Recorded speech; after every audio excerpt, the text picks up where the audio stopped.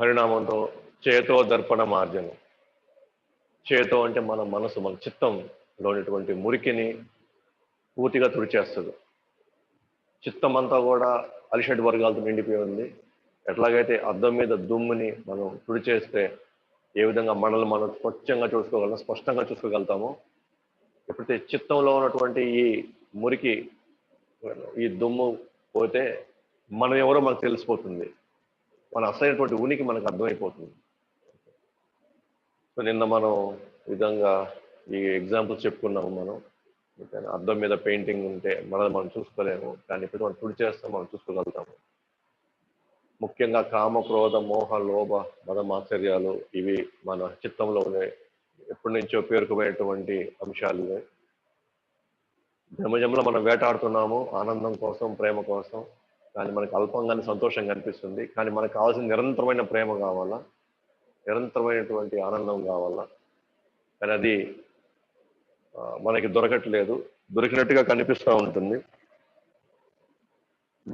కనిపిస్తుంటుంది, కానీ ఎడారిలో ఎండమావిలాగే నీళ్ళు ఉన్నట్టుగా కనిపిస్తాయి, కానీ అటు పోయి చూస్తే అది ఎండమావి.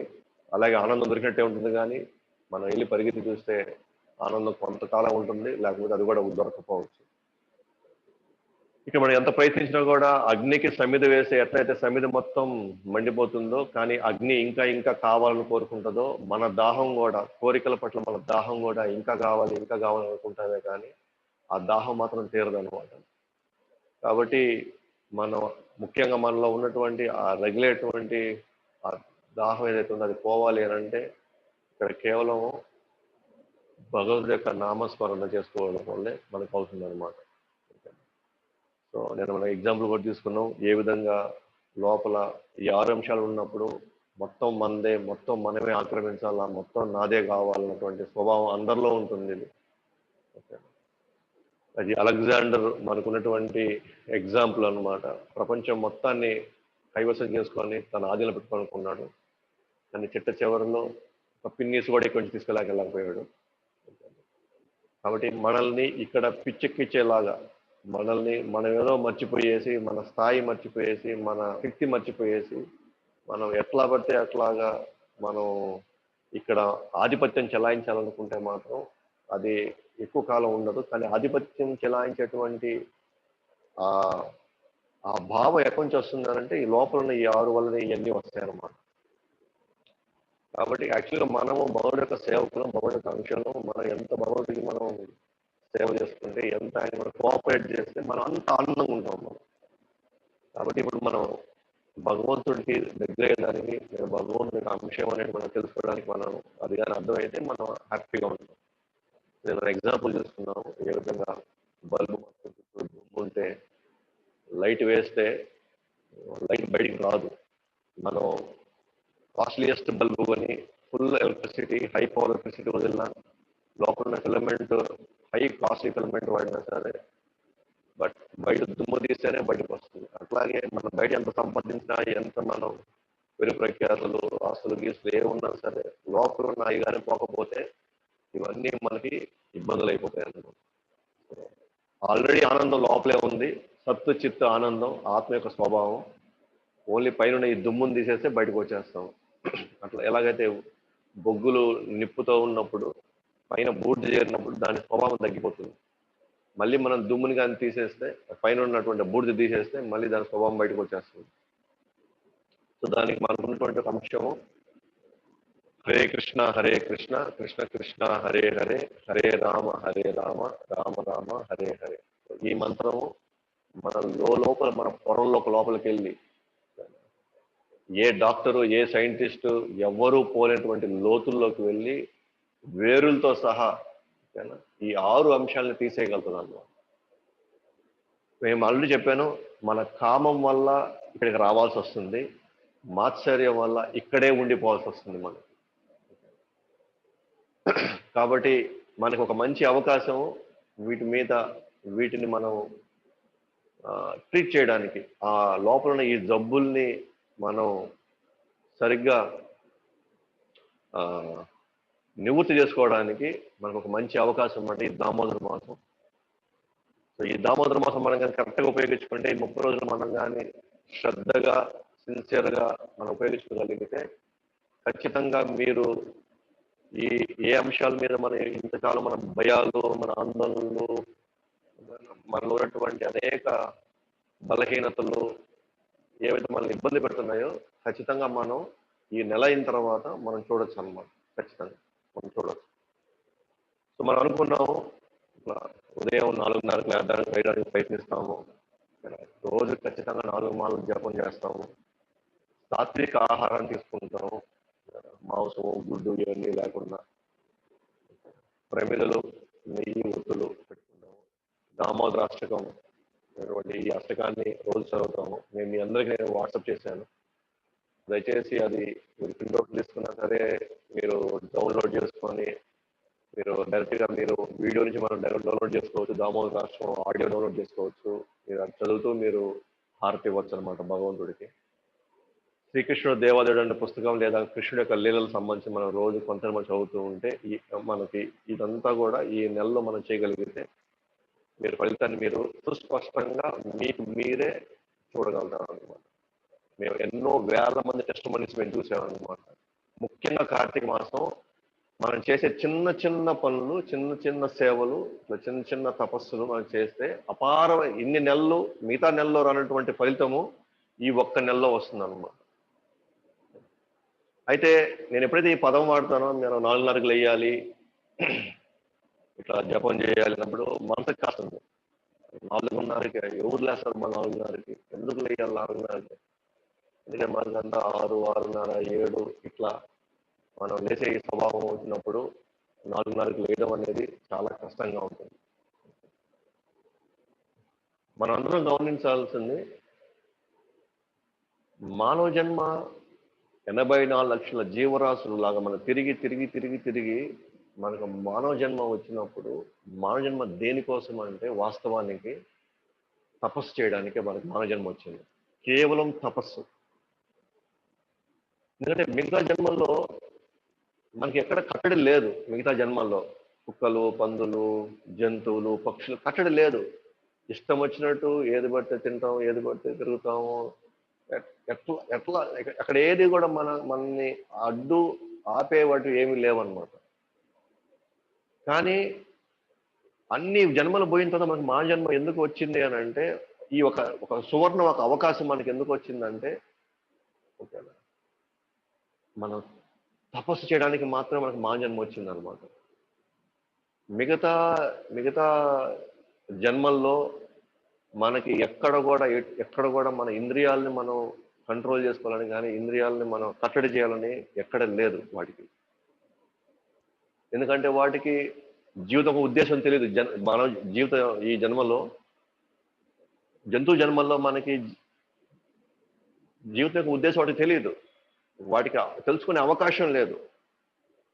వాటి కర్మల ఎందుకు అనుభవించాలో వాటికి ఆ విషయం తెలియదు. కానీ మానవ జన్మ వచ్చిన తర్వాత మనకి స్పెసిఫిక్గా ఎందుకు ఇచ్చండి, ఎందుకంటే మన గమ్యము భగవంతుని చేరుకోవాలి. మన జన్మలో మనకు ఉద్దేశం భగవంతుని చేరుకోవాలి. సో అక్కడికి వెళ్ళాలంటే ఈ మానజన్మలోనే కొంత మనం తపస్సు చేసుకోవచ్చు. తపస్సు చేయడానికి మాత్రమే మనకు మానజన్మ ఇచ్చింది. అంటే తపస్సుతో ఇంద్రియాల కంట్రోల్లోకి వచ్చినప్పుడు, ఇంద్రియాల కంట్రోల్లోకి వచ్చినప్పుడు మనసు కంట్రోల్లోకి వస్తుంది. మనసు కంట్రోల్లోకి వచ్చినప్పుడు బుద్ధి కంట్రోల్లోకి వస్తుంది. ఈ కంట్రోల్లోకి వచ్చినప్పుడు ఆటోమేటిక్గా మనం ఎలా అనుకుంటే మనం మన జీవితాన్ని మనం అలా మలుచుకోవచ్చు అనమాట. మనం ఆ విధంగా మనం ముందుకెళ్ళచ్చు. కాబట్టి మా జన్మానికి వచ్చింది ఎందుకనంటే యజ్ఞము, దానము, తపస్సు ఈ 3 నిర్వర్తించడానికి మనకు వచ్చింది అనమాట. ముఖ్యంగా తపస్సు మనం చేసుకుంటాం. ఉన్నదాన్ని బట్టి మనం దానం చేస్తాము, అవకాశం ఉన్నదాన్ని బట్టి మనం మిగతా కార్యక్రమాలు. కానీ 3 చేయాల్సిందే. వాళ్ళ స్తోమత బట్టి, వాళ్ళ శక్తిని బట్టి, వాళ్ళకు ఉండేటువంటి పరిస్థితులను బట్టి వాళ్ళు చేసుకోవచ్చు. కానీ ఏ పరిస్థితులైనా సరే తపస్సు మాత్రం ఖచ్చితంగా చేయాలి. అయితే అందుకనే భగవద్గీత 18వ అధ్యాయం 5వ శ్లోకంలో భగవద్గీత యజ్ఞము, దానము, తపస్సు ఇవి ప్రతి ఒక్కరూ చేయాల్సిందే. ఎందుకంటే యజ్ఞము, దానము, తపస్సు మహనీయులను కూడా వాళ్ళని పవిత్రం చేసేస్తుందంట. యజ్ఞము, దానము, తపస్సు ఎవరిని? మహనీయులు కూడా, మహాత్ములు కూడా పవిత్రం చేసేస్తుందంట. ఈ ఈ యజ్ఞము, దానము, తపస్సు. అయితే సాధారణంగా మన క్వశ్చన్ వస్తుంది ఇక్కడ. యజ్ఞము, దానము, తపస్సు ఓకేనా? ఎందుకు చేయాలి నేను? ఎవరి కోసం చేయాలి? చేస్తే నాకేమొస్తుంది? లేదా ఎప్పుడు చేయాలనిపిస్తుంది మనకి? మనం ఒక వ్యక్తి యజ్ఞం చేయండి అంటే మనం ఎప్పుడు మనం రెడీగా ఉంటాం ఆ యజ్ఞం చేయడానికి. లేదా ఇంకొక వ్యక్తి నుంచి మీరు ఈ దానం చేయండి అని అంటే మనం ఎందుకు దానం చేయడానికి మనం రెడీ అవుతాం? ఎప్పుడు చేయాలనిపిస్తుంది మనకి? తపస్సు చేయండి, 4 గంటలు లేయండి, 10 గంటలు ఇట్లా సాత్విక ఆహారం తీసుకోండి అని ఈ తపస్సు చెప్పినప్పుడు, ఈ తపస్సు ఎవరన్నా మనకు చెప్పినప్పుడు మన మనసు మనం వెంటనే కంగారు పడకుండా ఎస్ నేను చేస్తాను, ఇది ఖచ్చితంగా నేను ఈ మాసం అంతా నేను చేయడానికి నేను సిద్ధము అని మనకు ఎప్పుడు చేయాలనిపిస్తుందంటే మనకు ఫస్ట్ దానివల్ల మనకు లాభం తెలియాలి. దీనివల్ల నాకు లాభం ఏంటి? ఈ యజ్ఞము, దానము, ఈ తపస్సు ముఖ్యంగా ఈ దామోదర మాసంలో లేదా కార్తీక మాసంలో ఎందుకు చేయాలి అంటే ఫస్ట్ నాకు లాభం తెలియాలి. నేను కష్టపడతాను, నాకేంటి దీంట్లో నాకు వచ్చే లాభం. రెండోది నమ్మకం ఉండాలి. అంటే మనం ఎవరికి చేస్తున్నామో ఆ వ్యక్తి పట్ల నమ్మకం ఉండాలి. తప్పని మనం కృష్ణుడి కోసం చేస్తున్నాం, కృష్ణుడికి చేస్తున్నాం ఈ తపస్సు. కృష్ణుడు చేయమన్నాడు కాబట్టి మనం చేస్తున్నాం. కృష్ణుడు ఎటువంటి వాడు, కృష్ణుడు ఏ స్థాయి వాడు, కృష్ణుడికున్న శక్తి సామర్థ్యాలు ఏంటి అని మనకు నమ్మకంగానే ఉంటే ఓకే, నేను ఇది చేయడం వల్ల నాకు ఇది ఖచ్చితంగా నాకు నెరవేరుస్తాడు అనేటువంటి నమ్మకం మనకి వస్తుంది. 3, ఈ యజ్ఞము, దానము, తపస్సు ఎప్పుడు చేయాలనిపిస్తుంది అంటే మనకి వాళ్ళ పట్ల ప్రేమ ఉండాలి. అప్పుడే మనం చేయబుద్ధి అవుతుంది, లేకపోతే మనం చేయలేము.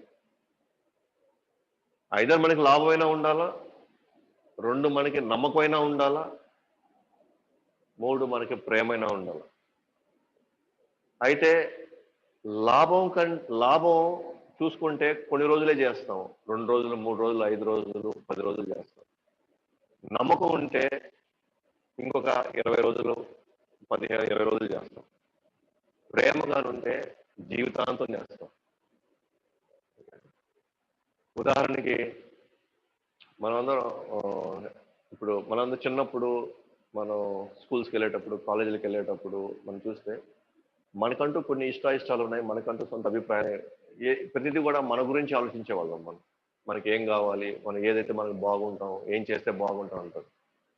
కానీ ఎప్పుడైతే మనకి పెళ్ళయి తర్వాత పిల్లలు పుడతారో నెమ్మదిగా మనం వాళ్ళ మీద ప్రేమ ఉంది కాబట్టి మన అభిప్రాయాలు, మన ఇష్టాలు కూడా కొన్ని మనం చంపుకుంటాం. మనం వాళ్ళ మీద ప్రేమతో వాళ్ళు ఇష్టం వచ్చినట్టు వాళ్ళు కోరుకునే విధంగా మనం వండి పెడతాం, వాళ్ళు కోరుకున్న విధంగా మనం తీసుకొని ఇస్తాం, వాళ్ళు ఏది కావాలనుకుంటే మనం అది ఇస్తాం అనమాట.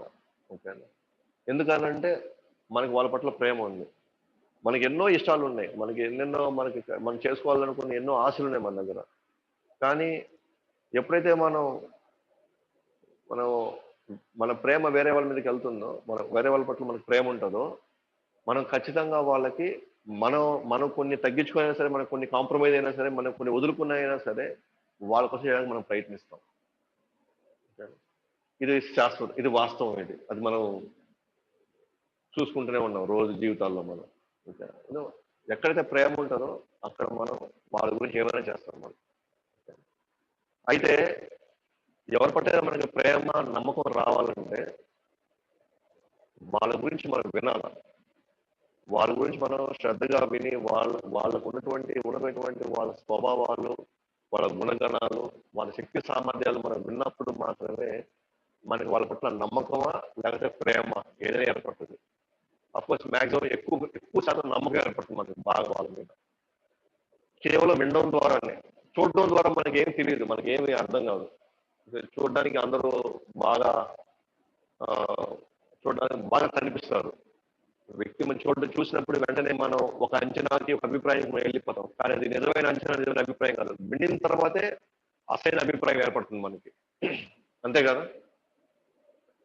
కాబట్టి మనకి నమ్మకం ఏర్పడాలంటే, అంటే ఈ దామోదర మాసంలో నేను 4:30 ఎందుకు లేయాలి, లేదా 4 గంటలకు లేదా 5 గంటలు నేను ఎందుకు లేయాలి, తెల్లవారుజామున ఎందుకు లేయాలి, నేను హరే కృష్ణ మంత్రం జపం ఎందుకు చేయాలి, లేదా కొంత సాత్విక ఆహారం, నాకు ఇష్టమైనటువంటి ఈ మాంసాహారం అనండి, లేకపోతే మత్తు పానీయాలు కానివ్వండి, ఓకేనా, ఇవన్నీ నేను వదిలేయాలి. అంత అవసరం నాకేంటి? కొన్ని నేను వదులుకోవడానికి నేను ఎవరి కోసం వదులుతున్నా, ఆ వ్యక్తి యొక్క స్థితి ఏంటి, ఆయన యొక్క స్థాయి ఏంటి, ఆయన శక్తి సామర్థ్యాలు ఏంటి, ఆయన నిజంగా నేను ఇంత త్యాగం చేస్తే ఆయన నాకు ఏమైనా చేస్తాడా, ఏమైనా చేయగలుగుతాడా, నిజంగా ఆయనకి అంత శక్తి ఉందా? ఆ నమ్మకం మనకు ఉంటేనే మనం మనం ఈ తపస్సు చేయడానికి మనం సిద్ధపడతాం. లేకపోతే మనం సిద్ధపడం మనం. కాబట్టి శ్రవణం ద్వారా అంటే మనం ఎంత వింటే మనకి అంత వాళ్ళ మీద ఫుల్ పిక్చర్ వస్తుంది, వాళ్ళ గురించి మనకు పూర్తిగా అర్థమవుతుంది. అప్పుడే మనకి నేను తపస్సు చేయాలా వద్దా, నేను ఈ దానం చేయాలా వద్దా, ఈ యజ్ఞం చేయాలా వద్దా అని మనం నిర్ణయించుకుంటాం. ఎందుకంటే నమ్మకం లేని దగ్గర మనం ఇవన్నీ చేయలేము మనం. ఓకేనా? సో యజ్ఞము, దానము, తపస్సు ఎప్పుడు చేయాలనిపిస్తుంది అని అంటే, ఎప్పుడైతే నేను ఎవరి కోసం అయితే చేస్తున్నానో ఆ వ్యక్తి అంత ఉన్నతమైన వ్యక్తి, అంత శక్తి సామర్థ్యాలు ఉన్నాయా, అతను నన్ను నిజంగానే నా యొక్క అన్ని రకాలటువంటి నా యొక్క కష్టాలు, సుఖాలు, మంచి చెడు అన్నిటికీ ఆయన నాకు అండగా ఉంటాడా, నన్ను రక్షిస్తాడా. సో ఇవన్నీ కూడా అతను మనకు నమ్మకం ఉంటేనే మనం ఇవి చేయగలుగుతాం, లేకపోతే మనం చేయలేము. ఊరికనే వచ్చి మీరు ఇది చేయండి, అది చేయండి అంటే 2 రోజులు చేస్తాము, అంటే మన మీద గౌరవంతో. కానీ లోపల మనకి అర్థం కాకపోతేనే మనం చేస్తాం. కాబట్టి దర్శనం ద్వారా మనకి ఏ లాభం ఉండదు. ఎంత మనం శ్రవణం చేస్తామో మనం అంత చేస్తాం అన్నమాట. మీరందరూ కూడా రెగ్యులర్గా ఈ భగవద్గీత క్లాసులు వినడం వల్ల నెమ్మది మీరు శ్రవణం చేస్తున్నారు కాబట్టి మీరు క్రమక్రమంగా మీలో నమ్మకం ఏర్పడుతుంది, మీలో భయాలు పోతాయి, మీలో భగవంతుడి మీద ప్రేమ పెరుగుతుంది. తద్వారా మీ జీవితాలు భగవంతుడి యొక్క సంబంధంలో జీవిస్తారు. అందువల్ల జీవితాలు బాగుంటాయి. కానీ ఫస్ట్ మనకి సంబంధ జ్ఞానం తెలియాలి. అందుకే మనం ఇంతకుముందు ఒకసారి చెప్పుకున్నాం, సంబంధం, అభిధేయ, ప్రయోజనం. సో నేను ఎవరితో సంబంధం పెట్టుకుంటున్నానో ఆ వ్యక్తి యొక్క గుణగణాలు, ఆ వ్యక్తి యొక్క శక్తి సామర్థ్యాలు, ఆ వ్యక్తి యొక్క కరుణ, దయ, ప్రేమ ఏంటి అనేది మనం తెలుసుకుంటేనే మనం త్యాగం చేయడానికి రెడీ అవుతాం, మనం తపస్సు చేయడానికి మనం రెడీగా ఉంటాం. అయితే మనం ఎవరికోసం చేయబోతున్నామో ఈ దామోదర మాసంలో, ఎవరికోసం మనం చేయబోతున్నామో కృష్ణుడికి. ఆ కృష్ణుడు యొక్క గుణగణాలు మనం కానీ గమనిస్తే ఆయన షడైశ్వర్య పూర్ణుడు అంటాం. షడైశ్వర్య పూర్ణుడు అంటే ఆయన దగ్గర 6 ఐశ్వర్యాలు ఉన్నాయి, కానీ 6 ఐశ్వర్యాల్లో అతను పరిపూర్ణుడు అనమాట. అంటే పరిపూర్ణుడు అంటే ఆయన నిధి అనమాట, వాటికి నిధి. ఆయన నిధి అంటే ట్రెజర్, కంప్లీట్ పెద్ద. ఆయన దగ్గర పూర్తి నిధి ఆయన దగ్గరే ఉంది. ఎవరి దగ్గర ఈ ప్రపంచంలో, ఈ ముల్లోకాల్లో, ఈ సృష్టిలోనే ఈ 6 అంశాల్లో, ఈ 6 ఐశ్వర్యాల్లో కృష్ణుడికి దగ్గర ఉన్నంత నిధి ఎవరి దగ్గర లేదు. ఇది స్వయంగా వ్యాసుడు తండ్రి పరాశరమునే స్వయంగా చెప్తాడు అనమాట. సో భగవాన్ అన్న శబ్దము కృష్ణుడికి మాత్రమే కరెక్ట్ అది. ఎందుకంటే ఆయన మాత్రమే ఐశ్వర్యాల్లో పరిపూర్ణుడైన. ఏంటి షడైశ్వర్యాలు? ఈ ప్రపంచంలో మనం అందరం కూడా ఒక వ్యక్తికి మనం ఎందుకు పోయి సేవ చేస్తాము, ఒక వ్యక్తికి మనం ఎందుకు దగ్గర అవుతాము అంటే, ఒక వ్యక్తికి మనం ఎందుకు దగ్గర చేసుకొని మనవాడు, మావాడు అని మనం ఎందుకు చెప్పుకుంటాం, ఎప్పుడు చెప్పుకుంటాం అంటే, మనము వాళ్ళు అమితమైన అందమైన ఉండాలి వాళ్ళు, లేదా వాళ్ళు ఐశ్వర్యం, డబ్బైనా ఎక్కువ ఉండాలి. 3 వాళ్ళలో బలమైన ఎక్కువ ఉండాలి, ఫిజికల్ స్ట్రెంగ్త్. 4 వాళ్ళలో జ్ఞానమైనా ఉండాల.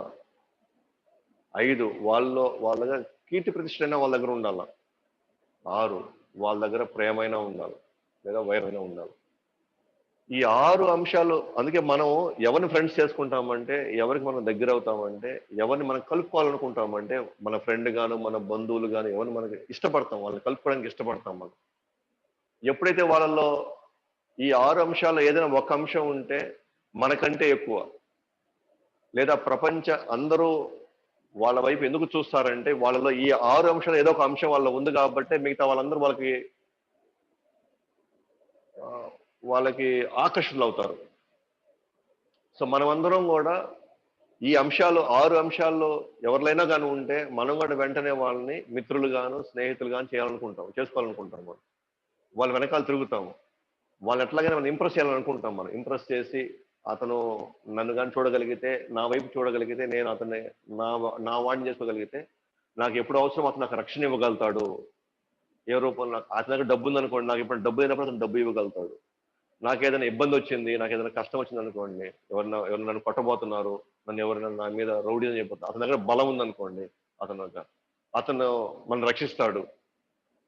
మనకి ఎప్పుడైనా సరే ఏం చేయాలి, ఎట్లా పోవాలి జీవితంలో అని మనం సతమతమైనప్పుడు ఎవరైనా జ్ఞానం ఉందనుకోండి, అతను ఇచ్చేటువంటి కొన్ని మంచి సలహాలతో నేను బయటపెట్టిపోవచ్చు.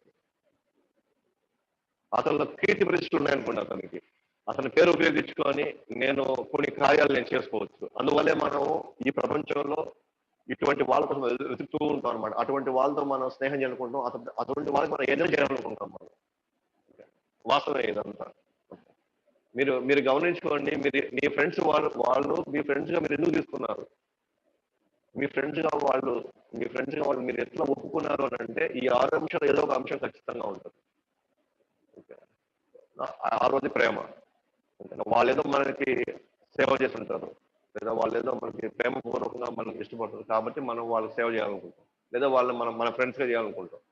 ఈ 6 అంశాలే మనల్ని వేరే వాళ్ళకి మన మన శక్తి సామర్థ్యాలు లేదా మన జీవితం వాళ్ళకి ఇవ్వాలనిపిస్తుంది, లేదా మనం వాళ్ళ కోసం ఏదైనా చేయాలనిపిస్తుంది. తపస్సు ఇది వాస్తవం. ఇది కాబట్టి మీరు మీరు మీ మీరు ఒకసారి మీరు ఆలోచించండి.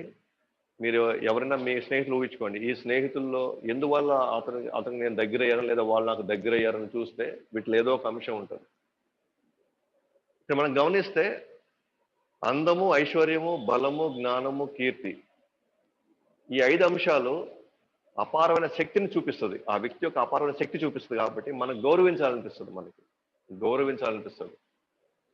వాళ్ళ అందం ఉన్నా సరే, వాళ్ళ ఐశ్వర్యం ఉన్నా సరే, బలం ఉన్నా సరే, జ్ఞానం ఉన్నా సరే, కీర్తి ప్రతిష్టలు ఉన్నా సరే, ఈ 5 అంశాల వల్ల మనకి వాళ్ళు శక్తిమంతులుగా మనకు కనబడతారు. అంటే కొంచెం మనకంటే ఉన్నతమైన వాళ్ళు కనిపిస్తారు. వాళ్ళ యొక్క ఆరా అంటారు కదా, వాళ్ళ యొక్క ఇది మనకు కనిపిస్తుంది. యాక్చువల్లీ మనం గౌరవించడానికి మనం ముందుంటాం. కానీ ఒక అంశం ఉంది ఇక్కడ, ప్రేమ లేకపోతే వైరాగ్యం. ఎప్పుడు ఇది కనిపించినప్పుడు మాత్రమే వాళ్ళు అపారమైన దయ కనిపిస్తుంది మనకి.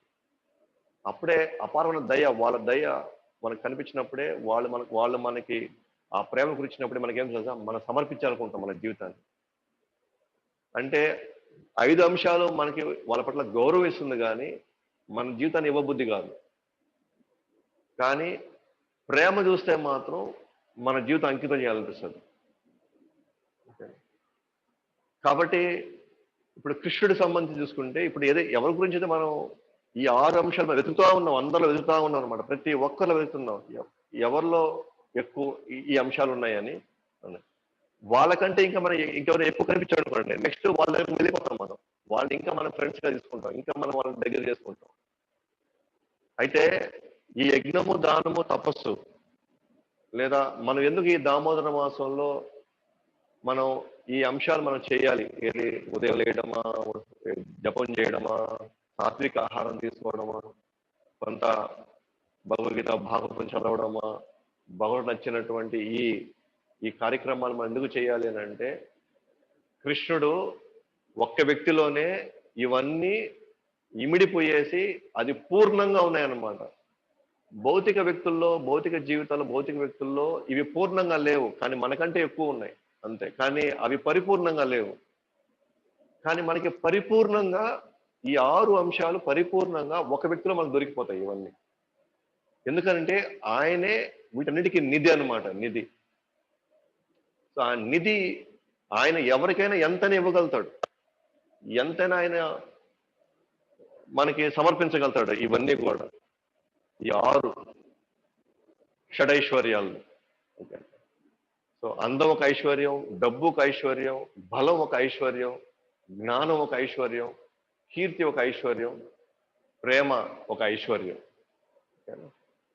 చూద్దాం ఇవన్నీ కృష్ణుడిలో ఉన్నాయా లేదా అని.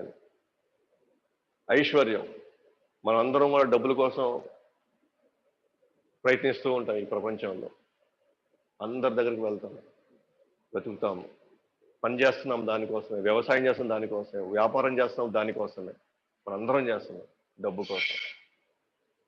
మనం వెళ్తే ఒక 10,000, 20,000, 50,000 ఓకేనా మనకు వస్తూ ఉంటుంది పోతుంది. కానీ కృష్ణుడు తలుచుకుంటే మనకు కృష్ణుడు అడిగినట్టుగా, కృష్ణుడు చెప్పినట్టుగా మనం తపస్సు చేయగలిగితే, కృష్ణుడికి నచ్చినట్టుగా మనం ఉండగలిగితే, ఆయన ఐశ్వర్యవంతుల్లోకి ఐశ్వర్యవంతుడు. ఎందుకంటే లక్ష్మీదేవే ఆయన పాదాల దగ్గర ఉంటుంది. ఆయన తలుచుకుంటే మన దోషులు సరిపోవు అనమాట. మన జీవితాలు మన దోషులు సరిపోవు, మనం తీసుకోవడానికి మనం సరిపోదు. అంత ఇవ్వగలుగుతాడు. ఇవ్వగల శక్తి సామర్థ్యాలు ఆయన దగ్గర ఉన్నాయి. ఆయన ఇవ్వడానికి ఆయన రెడీగా ఉన్నాడు.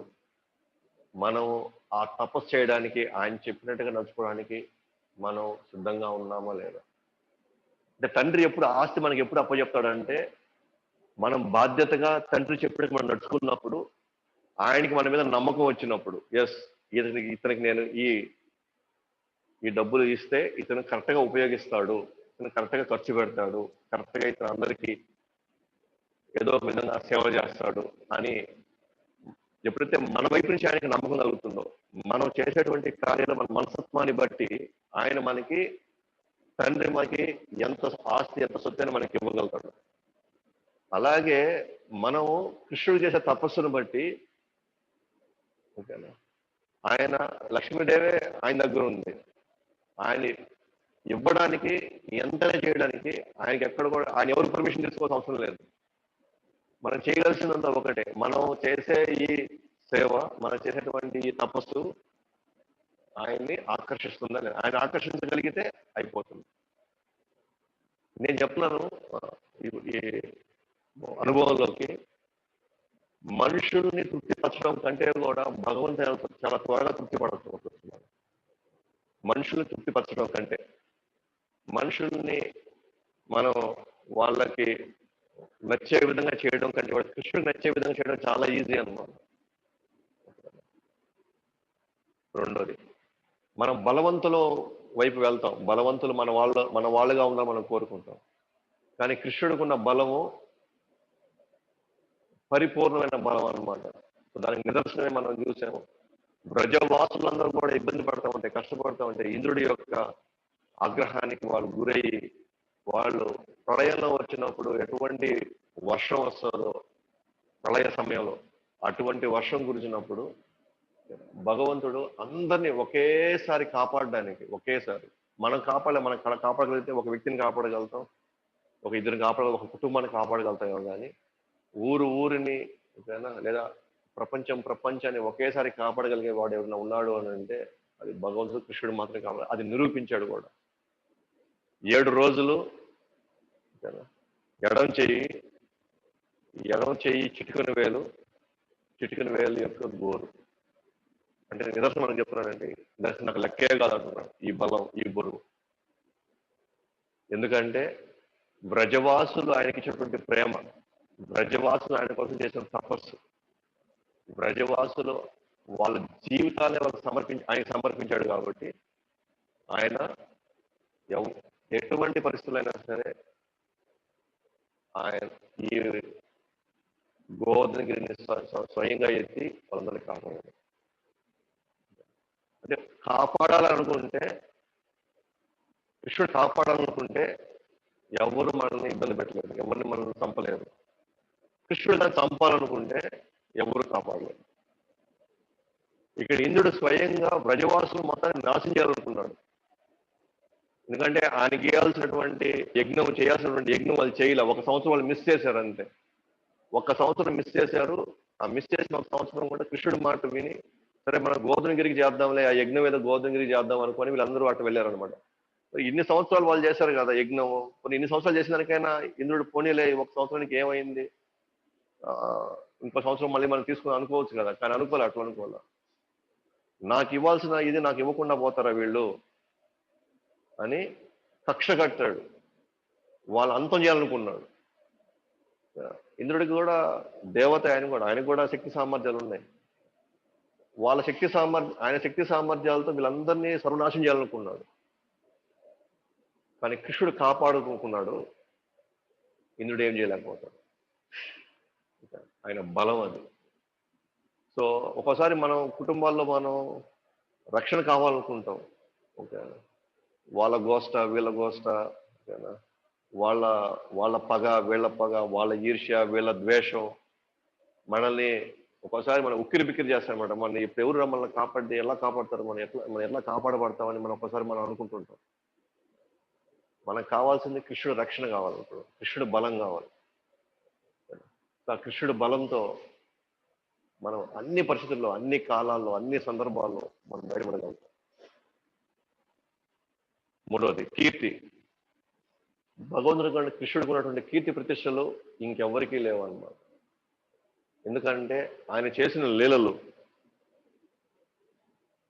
ఆయన ఈ భూమి మీద వచ్చినప్పటి నుంచి ఈ భూమి వదిలి వెళ్ళిపోయేంత వరకు ఆయన చేసిన లీలలు, ఆయన గురించి ఆయన చేసిన అనేక కార్యాలు యుగ యుగాలు చర్చించుకుంటూనే ఉన్నారు. ఆచార్యులు, ఋషులు, మునులు, గురువులు, ఆధ్యాత్మిక జీవనంలో ఉండే ప్రతి ఒక్కరు కృష్ణుడు అనే మాట లేకుండా, కృష్ణుడు అనేటువంటి పేరు చెప్పకుండా ఎవ్వరు కూడా ఆధ్యాత్మిక ప్రవచనాలు ఇవ్వలేరు ఇక్కడ. అఫ్ కోర్స్ ఆధ్యాత్మికంగా వాళ్ళు కరెక్ట్గా వెళ్తున్నారా, ఒక సాంప్రదాయబద్ధంగా వెళ్తున్నారా, ఒక గురు పరంపరలో వెళ్తున్నారా అనేది వేరే విషయం. ఎవరినా సరే ఆధ్యాత్మికంగా ఎదగాలి అనుకుంటే మాత్రం కృష్ణుడి పేరు లేకుండా, కృష్ణుడి యొక్క భగవద్గీతలో ఉన్నటువంటి శ్లోకాలు కోట్ చేయకుండా వాళ్ళు ఎవరు వాళ్ళ ప్రవచనాన్ని ముగించలేరు. ఒకవేళ ముగిస్తే అది పరిపూర్ణమైనటువంటి ప్రవచనం కాదు. ఆయన కీర్తి ప్రతిష్టలు యుగ యుగాలు చర్చించుకుంటూనే ఉన్నారు. ఇప్పుడు మనం కూడా కీర్తి ప్రతిష్టలు ఉన్న వాళ్ళని దగ్గర అవ్వాలనుకుంటాం మనం. కానీ భౌతిక ప్రపంచంలో మనకున్న కీర్తి ప్రతిష్టలు ఒక 100 సంవత్సరాలు, ఒక 200 సంవత్సరాలు, ఒక 300 సంవత్సరాలు, ఒక 500 సంవత్సరాల వరకు చర్చించుకుంటారేమో, తర్వాత మనం మర్చిపోతారు ఎవ్వరు. ఇప్పుడు మాకంటే కొంచెం పెద్ద జనరేషన్ లో ఉన్న వాళ్ళకి సునీల్ గవాస్కర్, కపిల్ దేవ్ వీళ్ళంతా గొప్ప గొప్ప క్రికెట్ ప్లేయర్స్. వాళ్ళంతా కూడా 1983 పెద్ద వరల్డ్ కప్ జయించారు.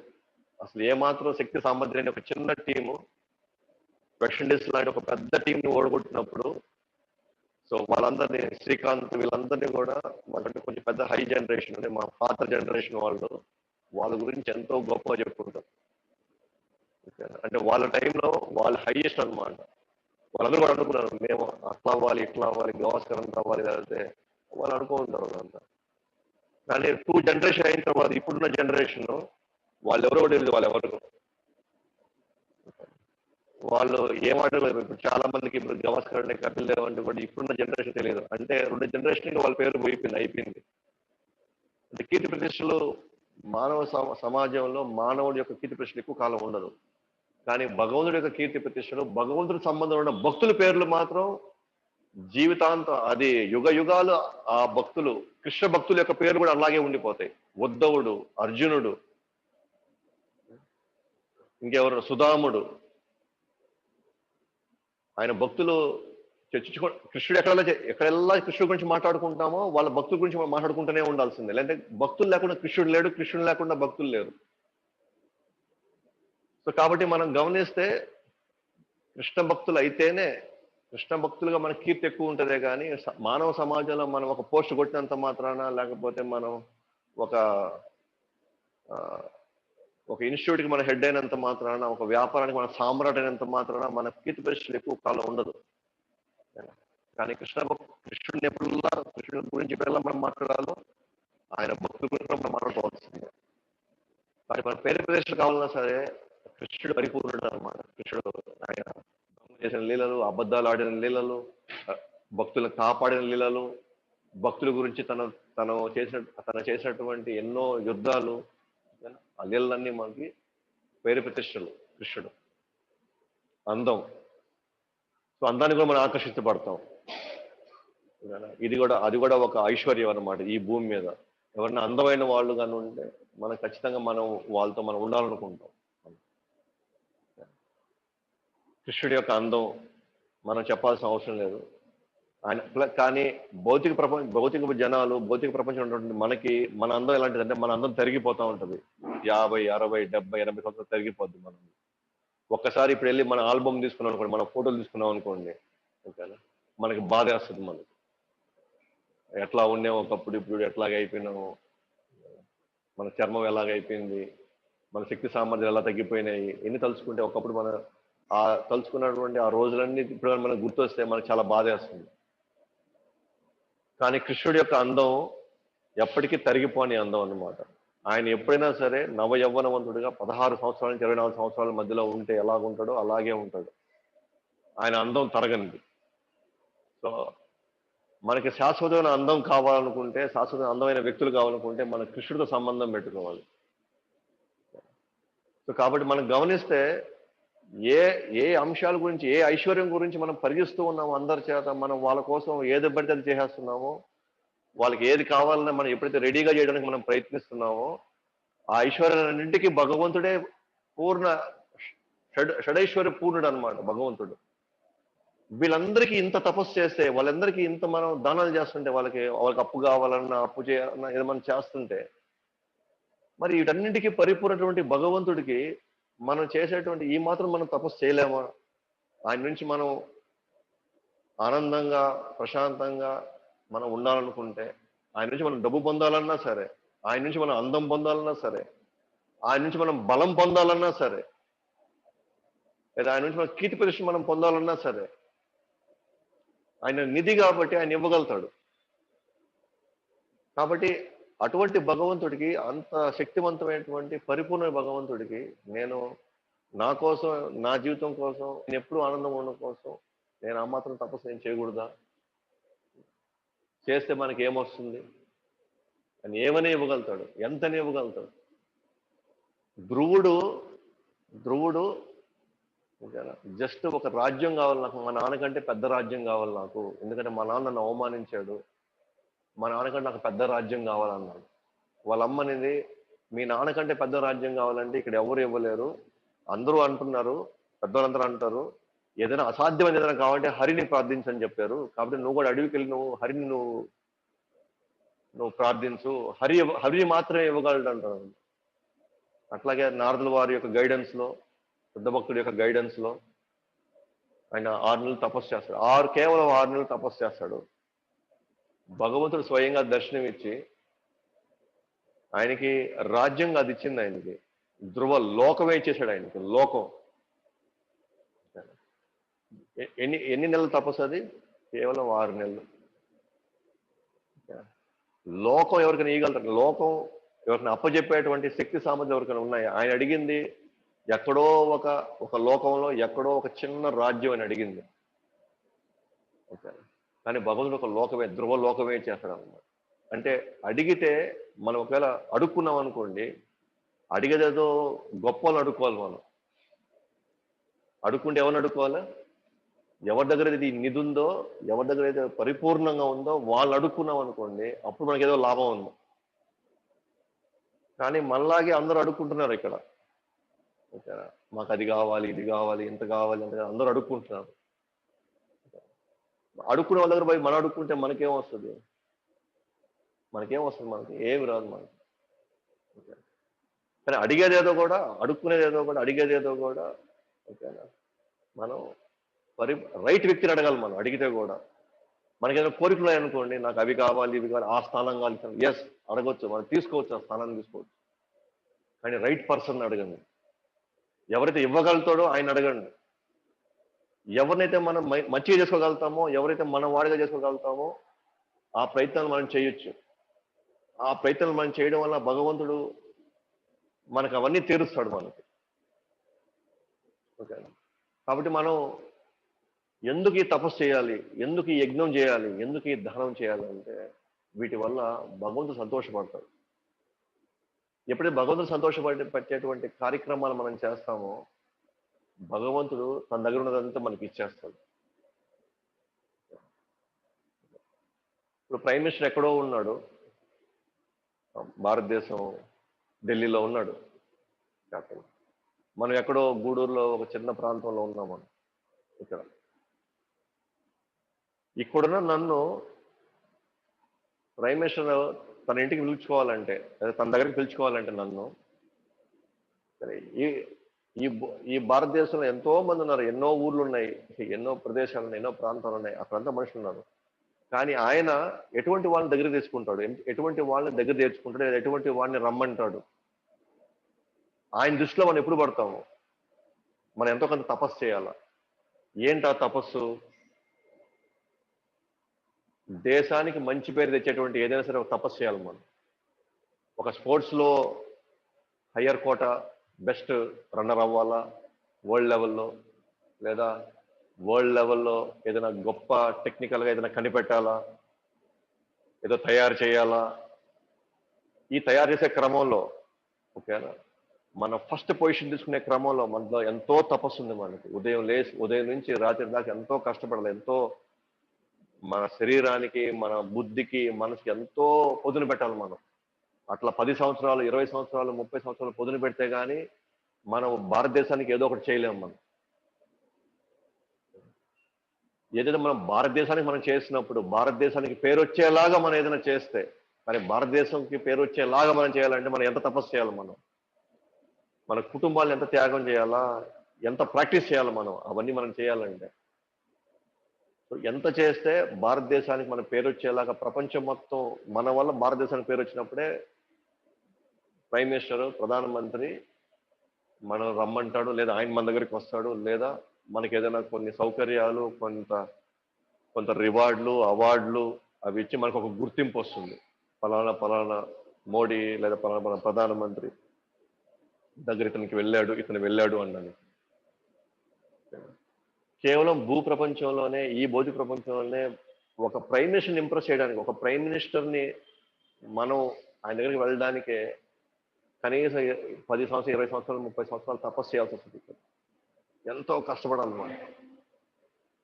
ఇక్కడ ఉన్న ఆయన్ని మనం తపస్సు చేసి ఆయన మనం మెప్పించ, ఏంటి ఆ తపస్సు అంటే మనం మంచి పేరు తీసుకురావాలి, భారతదేశం పేరు తీసుకురావడం ఇక్కడ తపస్సు. ఇక్కడ అలాంటి ఆయన మనల్ని గుర్తిస్తాడు అప్పుడు. కానీ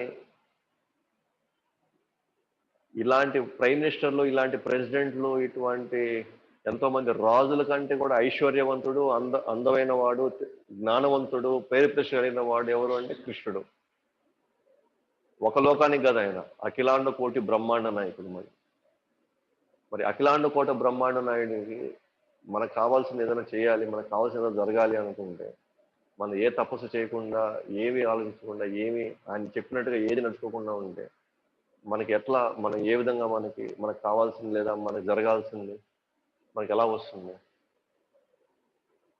పైగా భగవంతుడు కేవలం ఐశ్వర్యం ఇవ్వడు. మనం ఏదైతే మనం తప్పిస్తాం చూసారా, ప్రేమ, ఆనందం కోసం, అది కురిపిస్తాడు మనం మెయిన్.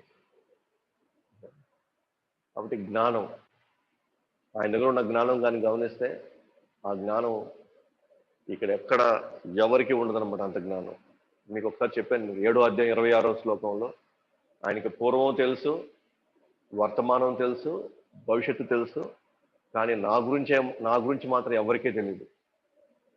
10వ అధ్యాయం 2వ శ్లోకంలో భగవద్గీతలో దేవతలు కానీ, ఋషులు కానీ, ఆచార్యులు కానీ ఎవ్వరు కూడా నా యొక్క ఒరిజిన్, నేను ఎక్కడి నుంచి వచ్చానో కూడా ఎవరికి తెలియదు అసలు అని చెప్పాడు.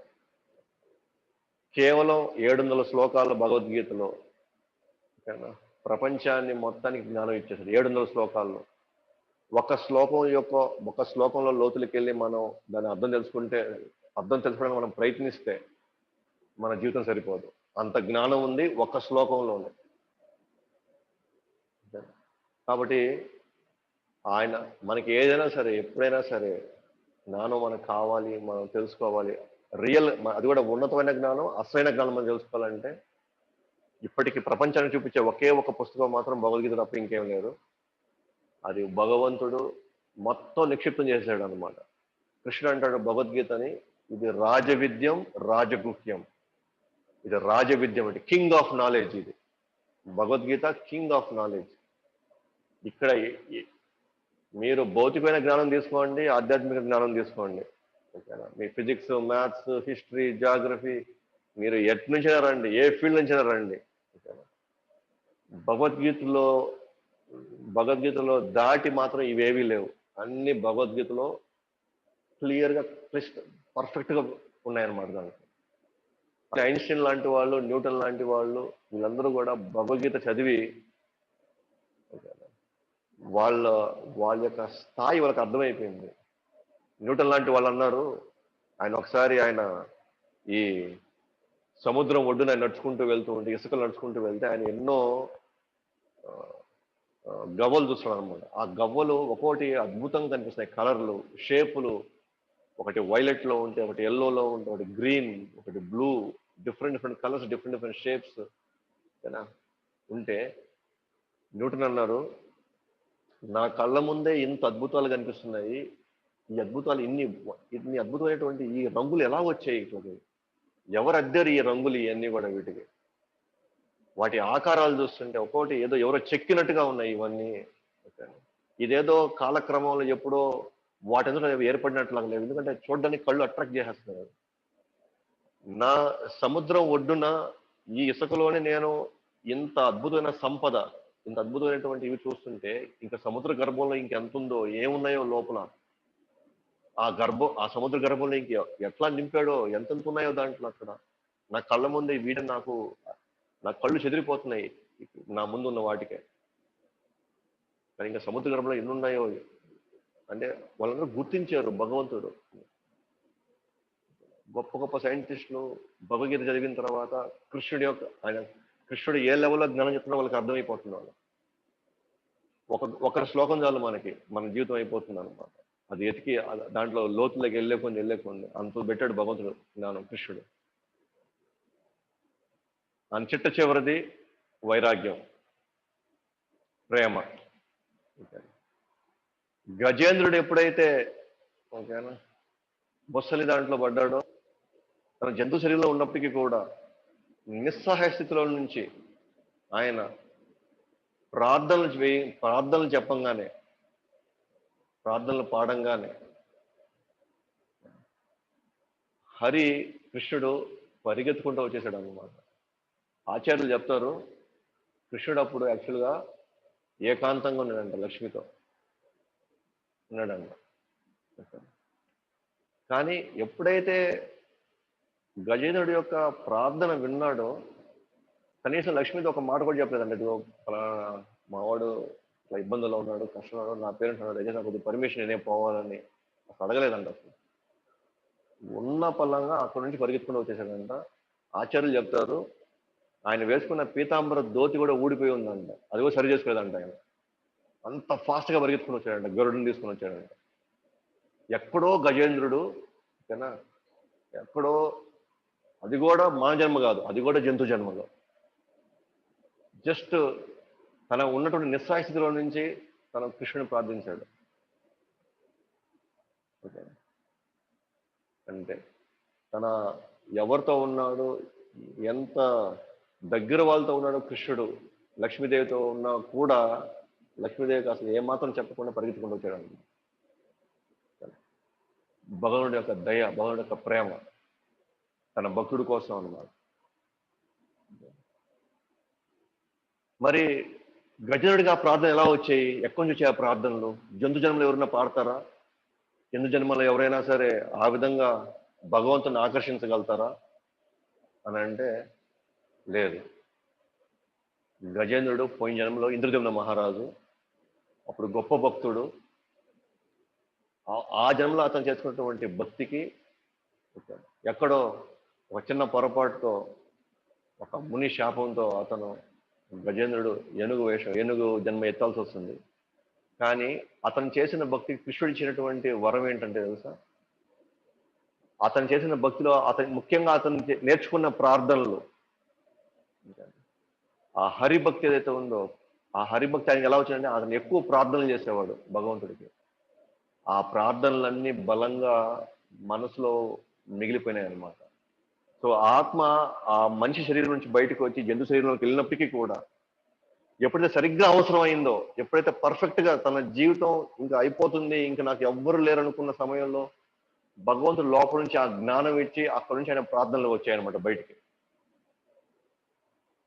మొన్నసారి మనం చెప్పుకున్నమాట 2వ అధ్యాయం 40వ శ్లోకంలో నేహభిక్రమనాశోస్తి ప్రత్యో వాయోన విద్యతే స్వల్పమప్యస్య ధర్మస్య త్రాయతో మహతో భయాత్. 2వ అధ్యాయం 40వ శ్లోకంలో కృష్ణుడు అంటాడు, ఎవరైతే ఈ మార్గాన్ని ఫాలో అవుతారో, భక్తి మార్గాన్ని ఫాలో అవుతారో, ఆయన చెప్పినట్టుగా వాళ్ళు యజ్ఞము, దానము, తపస్సు, భక్తి చేసుకుంటారో, స్వల్పం అప్యస్య ధర్మం, కొద్దిగా చేసుకున్నా సరే ఈ ధర్మాన్ని, ఈ భక్తిని కొద్దిగా ఫాలో అయినా సరే నేను భయంకర భయాల నుంచి వాళ్ళు నేను కాపాడుతాను అంటాడు అనమాట. భయంకర భయాల నుంచి నేను కాపాడుతాను అంటాడు. ఇప్పుడు గజేంద్రుడికి వచ్చింది భయంకరమైన భయం. అది ఆల్మోస్ట్ చచ్చిపోయే పరిస్థితిలో ఉన్నాడు. ముసలి మొత్తం ఉన్న జీవం మొత్తం లాగేసింది. ఇంకా ఇంకా నాకు లేరు అనుకున్నారు ఎవరు. కానీ ఆయన చేసుకున్న ఆ కొద్దిపాటి భక్తి పోయిన జన్మలో ఆయన భగవంతుడు ఈ జన్మలో ఆయన్ని కాపాడమే కాకుండా, ఆయనకి దర్శనం ఇవ్వడమే కాకుండా ఈ జన్మలో ఆయనకి వైకుంఠం పంపించేస్తాడు అన్నమాట. కృష్ణుడు ప్రేమ చూడండి. ఇలాంటి వాళ్ళ కోసం మనం వెతుకుతున్నాం. మనం ఈ ప్రపంచం అంతా ఇలాంటి వాళ్ళ కోసం మనం జీవిస్తున్నాం. మనం ఈ అంశమే కదా అందరూ మనం వెతుకుతున్నాం. నన్ను ఎవరు ప్రేమిస్తారు, నన్ను ఎవరు ప్రేమిస్తారు, నాకు ఏదైనా కష్టం వచ్చినప్పుడు, నాకు ఏదైనా ఇబ్బంది వచ్చినప్పుడు నాతో ఎవరు ఉన్నారు అండగా. కృష్ణుడు ఇక్కడ జన్మ జన్మలో అండగా ఉంటున్నాడు. ఒక జన్మకు అండగా ఉన్నట్లే, ఇక్కడ జన్మ జన్మలకు అండగా ఉంటున్నాడు ఆయన. ఇప్పుడు మనతో పాటు ఉండే వాళ్ళు ఈ జన్మతో వెళ్ళిపోతారు, కానీ నెక్స్ట్ జన్మకి వీళ్ళు రారు. నెక్స్ట్ జన్మలో మళ్ళీ ఇంకెవరికో చేసుకుంటాం, ఆ జన్మలో మళ్ళీ వాళ్ళు రారు, మళ్ళీ ఇంకెవరికో చేసుకుంటాం, మళ్ళీ వాళ్ళు రారు, ఇంకెవరికో చేసుకుంటాం, మళ్ళీ ఇలా చేసుకుంటూ వెళ్తూనే ఉన్నాం. కానీ కృష్ణుడికి ఏ జన్మలో మనం చేసామో అది అంతా గుర్తు పెట్టుకొని, మనం ఎన్ని జన్మెత్తినా సరే, ఏ జన్మెత్తినా సరే, మళ్ళీ ఆయన వచ్చి మనల్ని గుర్తుపెట్టుకొని మన నుంచి మళ్ళీ ఆ ప్రార్థనలు రప్చెట్టు చేసి ఆయన మనల్ని కాపాడి మనల్ని తీసుకెళ్ళిపోతున్నాడు. ఆ మాత్రం మనం తపస్సు చేసుకోలేమా మనం ఆయనకి? ఆ మాత్రం మనం కొన్ని సవరణలు మనం చేసుకోలేమా మన జీవితంలో? ఏదైనా చేసే భగవంతుడికి, ఎప్పుడైనా ఎటువంటి పరిస్థితులైనా మనం చేసే భగవంతుడికి ఆ మాత్రం మనం కొద్దిగా శరీరాన్ని కొద్దిగా మనం కష్టపెట్టుకోలేమా? మనసు కొద్దిగా కష్టపెట్టుకోలేమా? ఇంద్రియాలను కొద్దిగా కంట్రోల్ చేసుకోలేమా మనం? ఏమడుగుతున్నారు భగవంతుడు? ఏం చేయమని అడుగుతున్నాడు? తెల్లవారుజామున లేయండి అంటున్నాడు. ఎందుకోసం? మన మంచి కోసం, మన మేలు కోసం. బ్రహ్మముహూర్తంలో మనం చేస్తే మనం అత్యంత లాభం మనమే పొందొచ్చని. మనం చేయడం వల్ల ఆయనకి ఏమీ రాదు, ఆయనకి ఏమీ జరగదు. మనకంటే వేల కోట్ల లక్షల మంది ఎన్నో విధాలుగా భగవంతుడికి సేవలు చేసుకుంటూ, భగవంతుని తృప్తిపరుచుకుంటూ వాళ్ళు ఆనందాన్ని అనుభవిస్తున్నారు. వాళ్ళు మనం ఎంత అవకాశం ఉంటే అంత అవకాశం. ముఖ్యంగా మానవ జన్మ మనకు వచ్చిందే యజ్ఞదాన తపస్సులు చేయడానికి. కానీ యజ్ఞము చేస్తున్నాము, దానం చేస్తున్నాము, తపస్సు చేస్తున్నాము, కానీ ఎవరెవరికో చేసుకుని వెళ్ళిపోతున్నాం అనమాట. వాళ్ళు ఎవరు తర్వాత మనం వెనకాల కూడా తిరిగి చూడరు అనమాట. వైరాగ్యం చూస్తే అఖిలాండ కోటి బ్రహ్మాండ నాయకుడు అధిపతి వచ్చి కృష్ణుడికి రథం డ్రైవర్గా వస్తున్నాడు. రథం డ్రైవర్ కింద అఖిలాండ కోటి బ్రహ్మాండ నాయకుడు అంటే ఒక దేశ ప్రధాని వచ్చి మనకు డ్రైవర్ అయ్యాడు అనుకోండి. ఒక దేశ ప్రధాని వచ్చి మనకు డ్రైవర్ అయ్యాడు అనుకోండి. ప్రధానికి డ్రైవర్ అవ్వాల్సిన అవసరం ఆయనకి ఏముంది? ఎందుకు వస్తాడు డ్రైవర్గా మనకి? కాబట్టి ఆయన 10 మంది డ్రైవర్లు మనకు పంపించొచ్చేమో.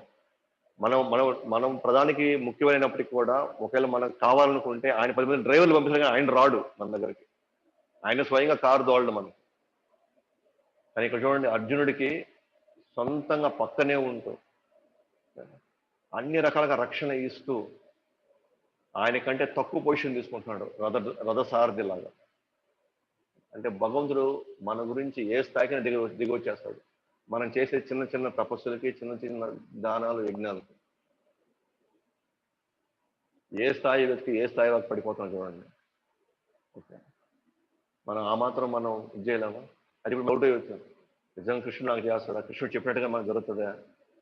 కృష్ణుడు ఆయన చెప్పినట్టుగా నిజంగా నేను ఇంత చేస్తాను, అంత చేస్తాను, అలా చేస్తాను, నిజంగా నన్ను ఆఖరిలో కృష్ణుడు నిజంగా నన్ను కాపాడగలుగుతాడా అంటే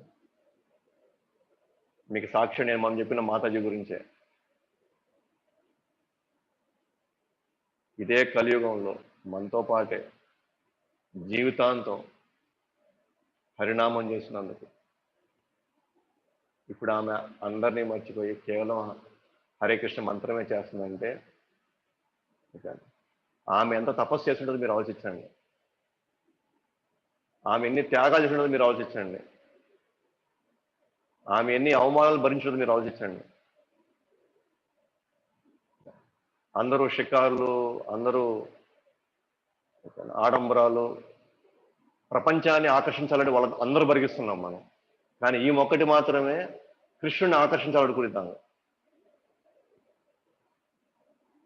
అందరూ ప్రపంచాన్ని ఆకర్షించాలని మనం బరిగిస్తున్నాం. రేపు ప్రపంచం మనం అసలు పట్టించుకోవాలి కూడా పట్టించుకోవద్దు.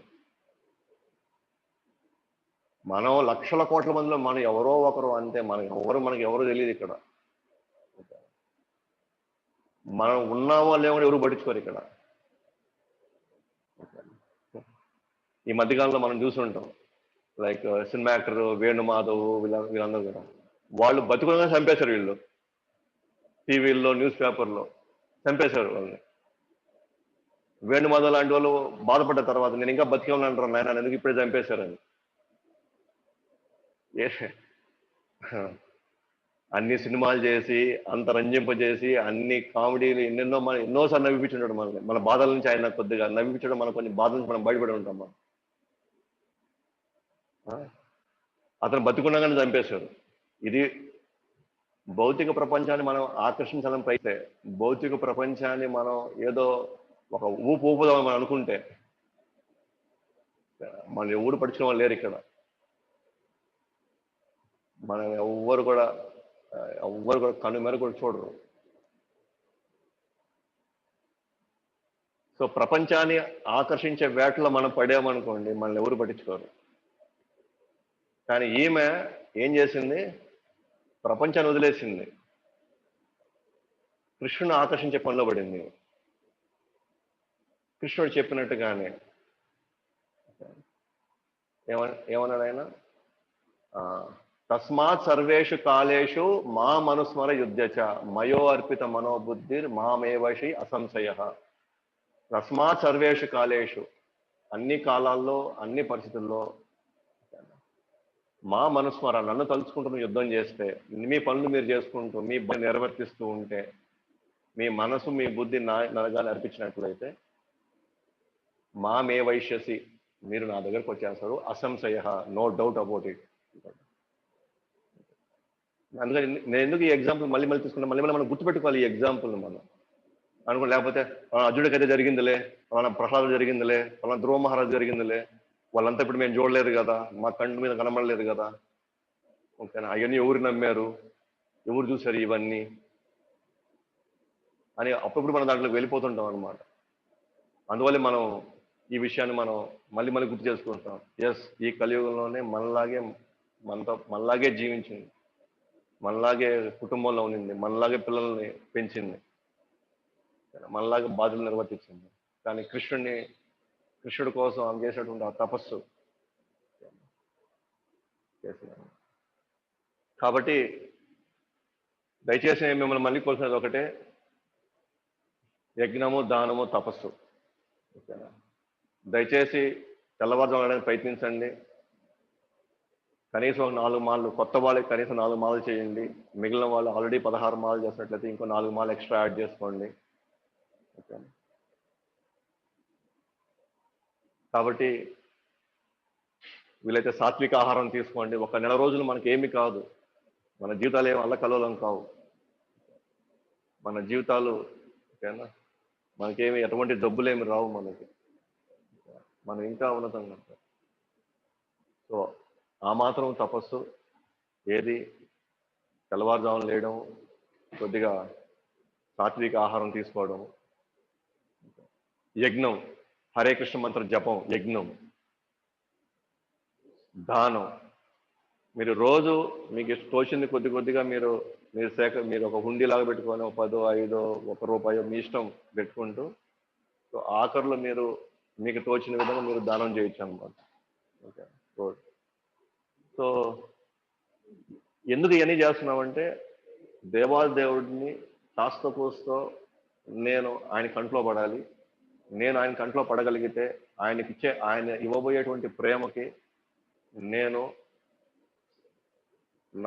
ఇంతవరకు నేను ఆరాటపడుతున్నాను, నాలో రగిలిపోతున్నటువంటి మహాదావాగ్ని లోపల కొద్దిగా చల్లారి చిట్ట చివరిలో నేను కృష్ణ దగ్గరికి వెళ్ళిపోవాలి. మళ్ళీ మా ఇంటికి వెళ్ళిపోవాలి, మళ్ళీ నా తండ్రి దగ్గరికి వెళ్ళిపోవాలి. నేను చాలా కాలం అయిపోయింది ఇక్కడికి వచ్చి, చాలా ఇబ్బందులు పడ్డాను, చాలా కష్టాలు పడ్డాను, ఇక్కడ చాలా ఇబ్బందులు పడుతున్నాను. ఇక్కడ ఎవరు నన్ను గుర్తించే పరిస్థితులు లేరు. ఇక్కడ మన పరిస్థితి నిజంగానే అనాథల పరిస్థితి మనది. మనం ఏదో ఒక విధంగా సరే ఈ చేసే చిన్న చిన్న తపస్సులు, చిన్న చిన్న దానాలు, ఈ చిన్న చిన్న యజ్ఞాలు భగవంతుని ఆకర్షించి అట్లీస్ట్ కొంతైనా సరే ఇంతకాలం మనం చేసుకున్న అనేకమైనటువంటి కార్యాలకి ఇది మనకు ఒక విధంగా చెప్పాలంటే ఒక ఉపశమనం లాంటిదే ఇవి అన్నీ కూడా. కాబట్టి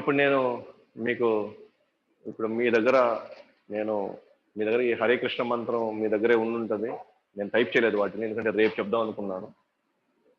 మీ మొబైల్స్ నేను ఆల్రెడీ పంపించున్నాను, దామోదరాష్టకము నేను పాడుతాను, మీరు జస్ట్ వింటూ మీ దగ్గర ఉన్న ప్రమిదలు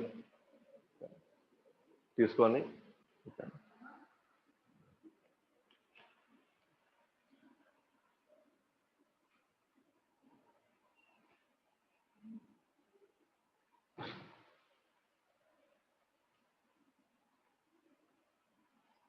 మీ దగ్గర ఉన్న ప్రమిదల్ని మీరు చూపిస్తూ, ముఖ్యంగా ఇక్కడ